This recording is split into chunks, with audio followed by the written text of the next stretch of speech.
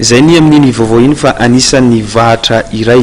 ijoreny fampandrosoana ny fijinjara-pahefana mbola somary tsy ampy anefa izany raha ny eto Madagasikara manoka raha ny fahitany Julien Andria Morasata lefitry ny ben'ny tanàna Antananarivo.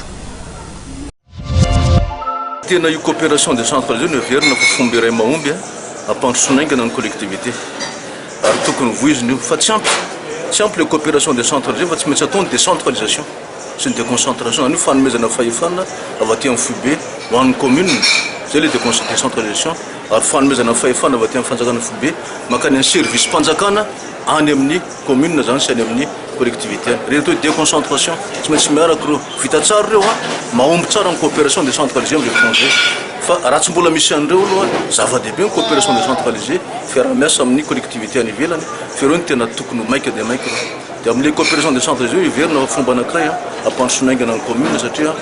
manoloana le tsy fampina zany ara-bola sy ara-matériel fifandraisana fiara-miasa amin'ny collectivité any ivelany io zany miverina fa fomba anankiray mahomby satria mikasika ny activité marobe zany izy io agriculture, élevage, eau, assainissement, sy ny sisa zay ny tena zava-dehibe mikasika ny